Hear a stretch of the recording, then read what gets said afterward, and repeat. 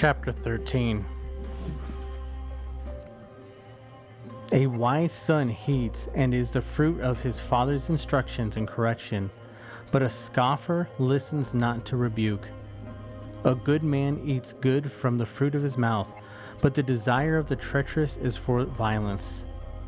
He who guards his mouth keeps his life, but he who opens wide his lips comes to ruin. The appetite of the sluggard craves and gets nothing, but the appetite of the diligent is abundantly supplied.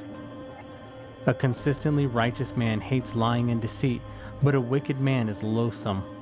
His very breath spreads pollution, and he comes surely to shame.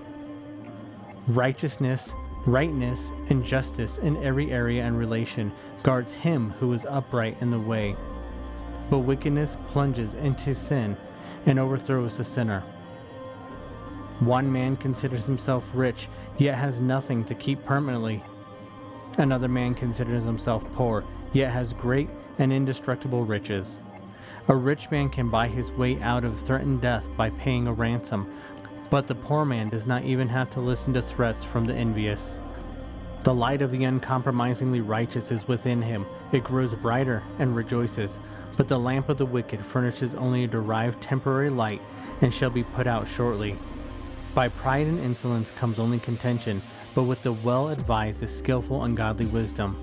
Wealth not earned, but won in haste or unjustly, or from the production of things for vain or detrimental use, such riches will dwindle away.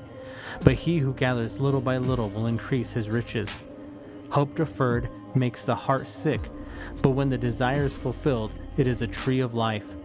Whoever despises a word and counsel of God brings destruction upon himself, but he who reverently fears and respects the commandment of God is rewarded.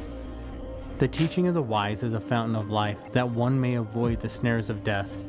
Good understanding wins favor, but the way of the transgressor is hard, like the barren, dry soil or the impassable swamp. Every prudent man deals with knowledge, but a self-confident fool exposes and flaunts his folly.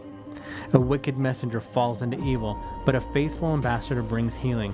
Poverty and shame come to him who refuses instruction and correction, but he who heeds reproof is honored.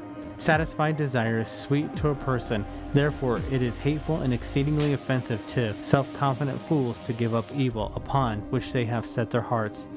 He who walks as a companion with wise men is wise, but he who associates with self-confident fools is a fool himself and shall smart for it.